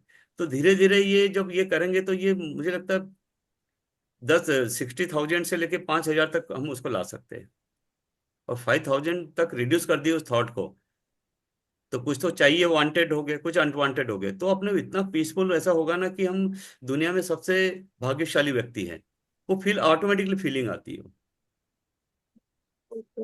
हाँ, फिर कुछ चीज ऐसे होती कि मतलब वो स्वर्ग जैसा फील होने लगता है। आप करके देखना 1 महीने, पर कंसिस्टेंसी चाहिए। लेजीनेस की नींबू की बूंद उसमें नहीं डलनी चाहिए। कुछ भी हो, क्या है, लेटे लेटे करो। मान लो वर्स्ट केस हो गया कोई, कि आप कोई उठ नहीं पा रहा, लेट गया, तो लेटे लेटे करो उसको, लेटे लेटे भी कर सकते हैं। ओके। हम्म। और सर अगर कोई न्यूली स्टार्ट हो रहा है, जैसे मेडिटेशन का कुछ बेस नहीं है, और आपने जैसे बताया अगर हम स्टार्ट करते हैं, बट समटाइम्स ऐसे होता है ना कि ब्रेन में थॉट्स भी इन आउट कर जाते हैं, तो वो सिचुएशन कैसे हैंडल कर सकते हैं वो हम? सिचुएशन के लिए तो भगवान फिर भी गीता का, वही गीता का अध्याय 4 का 29 और 30वां श्लोक, लोम अनुलोम। ओके। हाँ, वो 2 मिनट भी 5 मिनट भी किए तो उसके बाद अपने इस पे आ जाओ, ब्रेन कोहेरेंस और हार्ट कोहेरेंस। तो गीता का चौथे अध्याय का 29 और 30वां श्लोक, जिसमें लोम अनुलोम भगवान कृष्ण ने बताया कि वो करने से एक ब्रेन, मतलब एक पूरा शरीर शांत हो जाता है। और उसके बाद ये ब्रेन कोहेरेंस हार्ट कोहेरेंस कर सकते हैं, अगर नहीं कर पा रहे डायरेक्ट तो अनुलोम अनुलोम तो कोई भी बच्चा भी बोले, कोई भी कर सकता है। सबको रामदेव बाबा ने सबको अच्छी तरह से जन्म घुटी बना के पिला चुका है वो। ओके। हाँ, पर ये भी चीज गीता में लिखी हुई है, पर हमने समझे रामदेव के थ्रू, रामदेव बाबा के through. Yes. Hmm. Thank you so much sir. Thank you, thank thank you. You, thank you, thank you सुनने के लिए आप सभी को बहुत बहुत थैंक यू धन्यवाद। Sir, thank thank you you. Sir. Sir thank exactly you so ये much, thank you so much. हाँ, बोलिए। जब ये ब्रेन कोहेरेंस और हार्ट कोहेरेंस, मतलब हम जो कंटिन्यूअसली मेडिटेशन करते तो उससे वो चक्रास एक्टिवेट होते, अनाहत सहस्रार्थ और आज्ञा चक्र, और उसके बाद वो फीलिंग्स आती है क्या? देखो, ऐसा कुछ चक्रास, रिलेशन है? चक्रास क्या है? एक एनर्जी सेंटर्स है एनर्जी। बॉडी में, है ना। There are so more than 100 chakras, पर 7 चक्रास अपने लिटरेचर में, अपने ग्रंथों में मिलते हैं, है ना। तो 7 चक्रास जो है वो एनर्जी सेंटर्स है, ऊर्जा के केंद्र है। ओके। अब ऐसा नहीं कर सकते अगर कि हम किसी भी चक्र को जाके कोई कहता है रेकी करो, कोई ध्यान करो, किसी एक चक्र को एनर्जी नहीं दे सकते हम। और कोई ऐसे चक्र, ऐसे एकजुट है नहीं कि हमने उसको पकड़ के उसको धो लिए, उसको वो कर दिए, ट्रीटमेंट कर दिए, ऐसा नहीं होता। उस चक्र को संतुलन में लाना है, तो सातों पे एक साथ इम्पैक्ट पड़ता है। तो वो कैसे होता है? जो अभी बताया भगवान कृष्ण ने, जो चौथे अध्याय में 29 और 30वां श्लोक जो है, 29 और 30वां श्लोक, लोम अनुलोम, वो करने से भी सातों चक्रास में, खास तौर पर शुरू के 3 चक्रास, मूलाधार, स्वादिष्टान, मणिपुर, इन तीनों को इम्प्रूव एक साथ होते हैं, नीचे के 3 और ऊपर के 3 एक साथ मोस्टली, और सेंटर वाला तो उस पर असर पड़ता ही है। तो आप लोम अनुलोम जब करोगे, तब भी चक्रास बैलेंस होना शुरू हो जाते हैं। और जब भी ध्यान, चक्र को बैलेंस करने का एकमात्र सबसे अच्छा जो विधि है, जो मेथड है, जो तरीका है, वो है हार्ट कोहेरेंस और ब्रेन कोहेरेंस। ये चक्रास पे इसका बहुत जल्दी चक्रास संतुलन की अवस्था में आते हैं। और लोम अनुलोम भी कर सकते हो, उससे भी होता है इंप्रूवमेंट, उसमें भी चक्रास पे असर पड़ता है। सब कुछ सांसों का संबंध है, क्योंकि मनुष्य पहली सांस कब लेता है? जब मनुष्य अपने मम्मी के पेट से बाहर आता है, पहली सांस लेता है। और आखिरी सांस लेता नहीं, आखिरी सांस छोड़ता कब है? जब आत्मा शरीर को वैकेट करती है। जैसे हम किसी रूम को खाली करते हैं, कोई घर खाली करते हैं, तो वो ऐसा वैकेट करता है बॉडी को। तो पहली सांस ली गई थी और आखिरी सांस छोड़ी गई थी, इन दोनों के बीच में सिर्फ सांसों का संबंध है। तो पूरा खेल है सांसों का, ब्रीथिंग का। तो लोम अनुलोम में क्या करते हैं हम? डीप ब्रीथ करते हैं, एक नाक के एक छिद्र से लेते हैं, उसको वहां होल्ड करते हैं, फिर छोड़ते हैं, फिर जिससे छोड़े उससे लेते हैं, फिर होल्ड करते ही है। तो सांसों का संबंध है। और ब्रेन कोहेरेंस, हार्ट कोहेरेंस, वो भी सांसों का संबंध है। तो इन दोनों के माध्यम से हम अपने चक्रास को संतुलन की अवस्था में लाते हैं। Okay, thank you so much sir. Thank you, thank thank you, अच्छे से समझाया आपने। Thank you. Thank you so much. You. तो सर और एक क्वेश्चन था, जैसे कि आई मीन हम स्कूल में या आफ्टर साइंस तो सीख गए हैं, राइट? तो आई मीन मेरा क्वेश्चन ये है कि जैसे अगर कोई इंसान है जिनको साइंस का कुछ अता पता नहीं है, तो उनको हम कैसे ये जो क्वांटम फील्ड या जो भी आपने समझाया, मेनली क्वांटम फील्ड, वो कैसे हम उनको हम्म। एग्जाम्पल या कैसे एक्सप्लेन करके बता सकते हैं कि सच में थॉट्स ऐसे, थॉट्स की जर्नी ऐसे होती है, या ऐसे वे रहता है ये सब कुछ। हाँ, अब इसको, क्योंकि मैं जब एमटेक कर रहा था तो हम ये जो पैटर्न है ना इसको रिसीव करते थे। हमारी जो था सिलेबस में कि उसको एंटीना ऐसे डिजाइन करना है, एंटीना डिजाइन करते थे कि वो फ्रिक्वेंसी को हम रिसीव करना है। फिर उसको ऑसिलोस्कोप पे देखते थे, वहाँ लेबोरेटरी में ऑसिलोस्कोप होता था। और कोई भी वस्तु जैसे ये जो है अपनी जो बॉडी जो वस्तुएं है वो एमिट करती है, उसको भी रिसीव करते थे और क्लियर दिखता है। हमें बहुत दूर दूर की चीजें, जैसे टेलीस्कोप होता ना, बिना हम्म। टेलीस्कोप के हम 2 किलोमीटर तक उस वस्तु को देख पाते थे। तो कॉलेज में प्रैक्टिकल ऐसे करते थे, एक रिसीवर लेते तो जापान से मंगवाया था। वो जापान के रिसीवर को वो -273 डिग्री सेंटीग्रेड क्रिएट करता था, छोटा सा वो रिसीवर था। वो receiver -273 degree Celsius temperature generate करता था वो रिसीवर। और each and every body emits radiation, और वो रेडिएशन को कैप्चर करते थे वो और वो कैप्चर करके दो चीजें होती थी। एक डिजिटल, उसको सिग्नल जो इलेक्ट्रिक आया एंटीना के माध्यम से, वो करंट आया, करंट को फिर वेव फॉर्म में हम कन्वर्ट करते थे ट्रांसड्यूसर के थ्रू। तो यार अभी एडवांस में उसको कहते हैं डिजिटल सिग्नल प्रोसेसिंग, DIP। फिर डिजिटल सिग्नल में कन्वर्ट किए उसको, सिग्नल से उसको इमेज में कन्वर्ट करते थे, उसको कहते हैं digital image processing, digital image processing. और फिर वो ऑसिलोस्कोप पे देखते थे। तो वहां से इसको किसी को कैसे समझाया तो बड़ा डिफिकल्ट होगा इस फॉर्म में समझाना, बट आपने कहा क्वांटम फील्ड को समझा सकते कि टेलीफोन वायर के थ्रू तरह, जिस तरह टेलीफोन वायर पूरी जहां जहां बिछा हुआ है, जिसके यहाँ भी टेलीफोन, मतलब अभी मोबाइल वाला भूल जाओ, है ना, अब हम्म। टेलीफोन की बात करें तो टेलीफोन जहां जहां कनेक्शन है, अब जिसके यहाँ भी, आपको यहाँ भी लैंडलाइन है और किसी और के यहाँ पृथ्वी पर लैंडलाइन है, उसका नंबर आपके पास है, तो आप उस STD कोड या उसका कंट्री कोड के थ्रू आप डायल कर सकते हो उसको, बराबर उसी को नंबर जाएगा, बराबर क्लियर। राइट। वैसे ये क्वांटम फील्ड एक इंटेंगल है, इंटेंगल है मतलब ये कनेक्टेड है एक दूसरे से।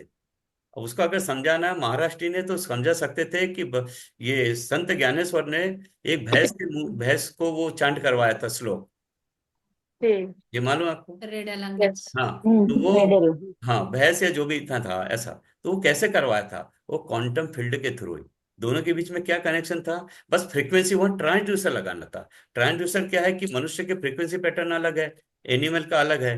अब वो उनका पैटर्न समझ गए थे वो, क्योंकि उनका जो ब्रेन और कोहरे, ब्रेन मस्तिष्क जो थे वो बहुत फास्ट और समझ एनालाइज कर पाता था। हम भी कर सकते हैं, बस हमारी जो 60,000 थॉट्स आ रहे हैं ना हमारी, हम खोए रहते हैं उसमें। जैसे हमारा कोई सपना है, कोई चाहत है हमें, हम चाहते हैं उसको, तो हम जो जो प्रोसेस करना है वो प्रोसेस करो, उसको विजुलाइज, लेकिन पूरा कंटिन्यूस में घुसे ही रहना, मतलब अपना काम छोड़ के सब, वो कैसे होगा, कब होगा, कैसे होगा, कब होगा, तो आप उसमें क्या कचरा डाल रहे हो। तो फिर हम अपने ही फ्रीक्वेंसी को समझ नहीं पा रहे। कभी कहते हैं ना, अगर समझ दुनिया को जीतना है तो अपने आप को समझ लो पहले। अपने आप को समझ लियो और अपने को जीत लिए ना, तो दुनिया आपके कदमों में है। तो काम अपने पे करना है, बाहर नहीं। बाहर तो क्वांटम फील्ड के थ्रू हम पूरी पृथ्वी पे एक दूसरे से कनेक्टेड है, प्राणी से भी कनेक्टेड है। तो हम जो चाहे वो कर सकते हैं, लेकिन पहले अपनी शुद्धता लानी होगी, अपने को प्योर फॉर्म में लाना पड़ेगा, शुद्ध आत्मा बनना पड़ेगा।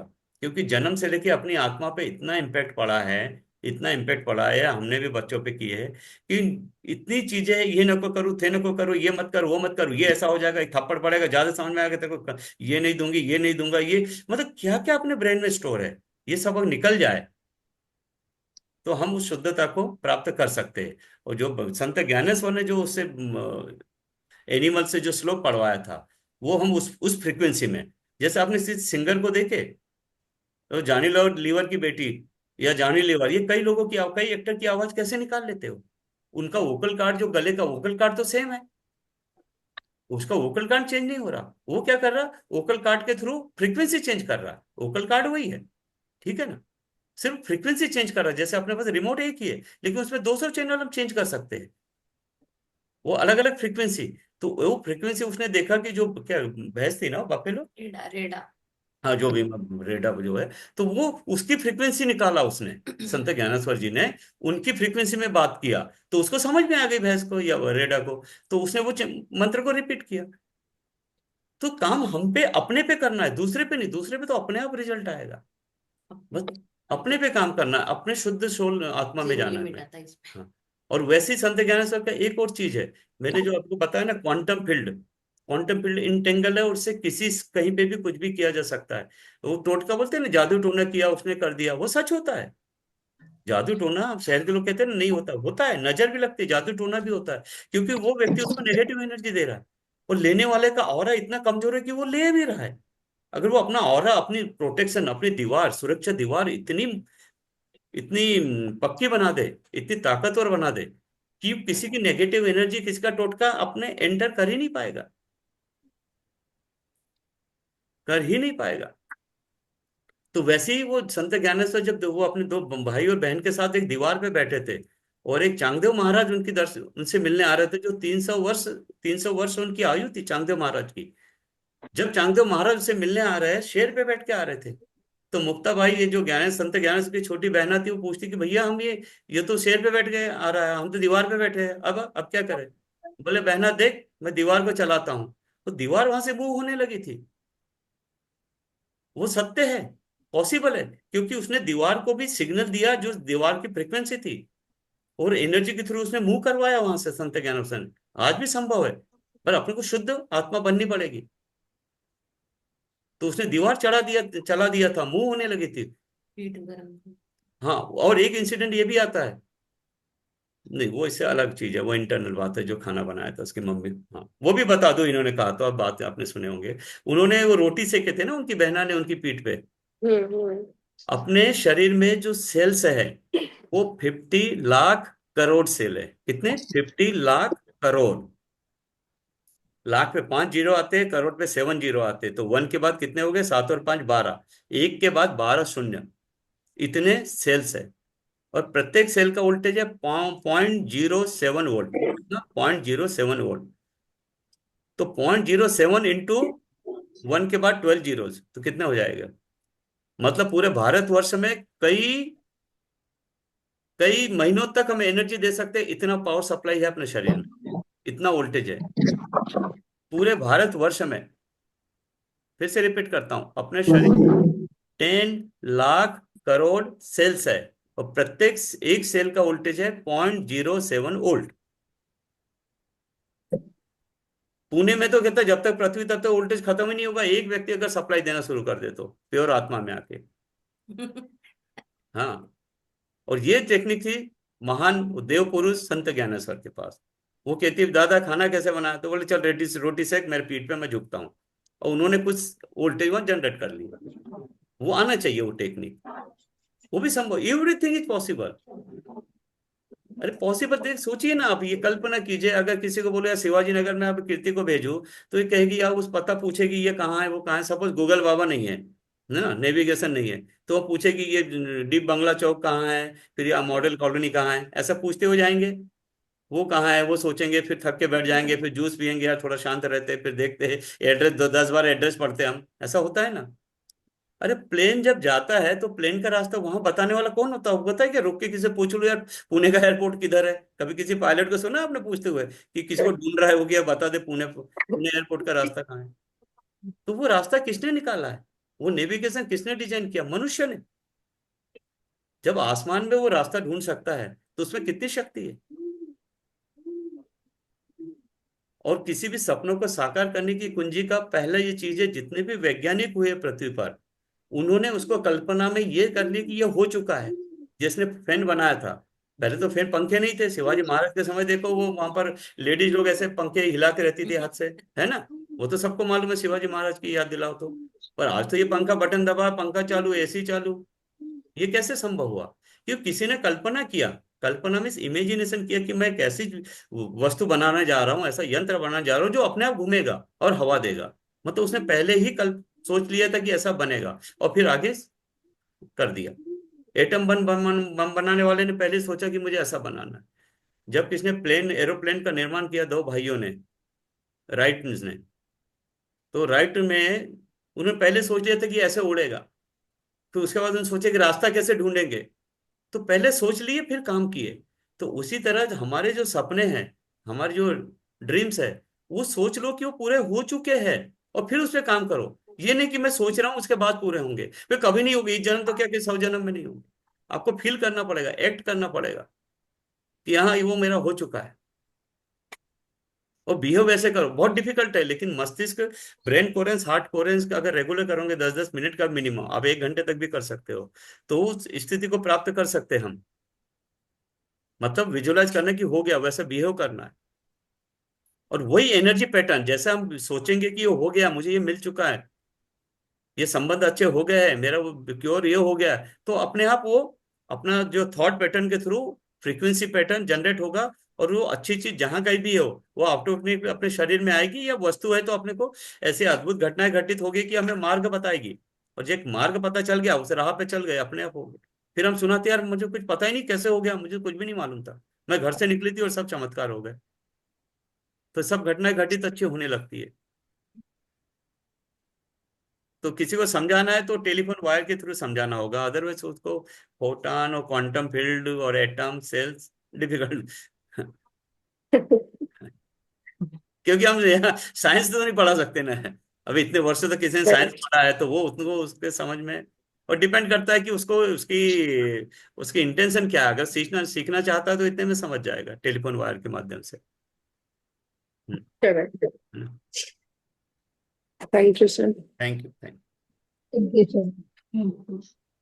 Thank you very much, कोणाला sir. Thank you, sir. कोणाला काही प्रश्न आहे का अजून? हम्म. चला मग आता आजचा तर आपला लेसन होणार नाही, आणि उद्या आपण ग्रॅटिट्यूड प्रॅक्टिस घेऊ मॉर्निंगला, कारण मी उद्या नाही आहे, तर ट्रॅव्हलिंग करत असल्यामुळं शक्य नाही, मी दुसऱ्यांकडे थांबणार, तो तिथे मी क्लास घेणं शक्य नाही आहे. सो उद्या जॉईन करून ग्रॅटिट्यूड प्रॅक्टिस घेतली तरी चालेल का प्राजक्ता? हो मॅम. चालेल. हो चालेल. किंवा हो चालेल. म्हणजे प्रॅक्टिस करू शकतो, किंवा जर ब्रेक हवा असेल तर ब्रेक पण देऊ शकतो दोन्ही. Yes yes. मी आज संध्याकाळी मुंबईला जाणार आहे फॉर मेडिटेशन. सो जिथे थांबणार त्यांच्याकडे पॉसिबल नाही आहे की मी तिथे कनेक्ट होऊन सकाळी सगळ्यांना उठत बसू. बरोबर आहे ना? म्हणून करेक्ट. किंवा उद्या मग सेल्फ प्रॅक्टिस पण करू शकतात. उद्या मग आपण एकतर ऑफ घेऊया, किंवा ग्रॅटिट्यूड प्रॅक्टिस तुम्ही करू शकता. तुम्ही सांगा काय करायचं आहे. ऑफ करायचं उद्या? तुमचा आवाज एकत्र ग्रॅटिट्यूड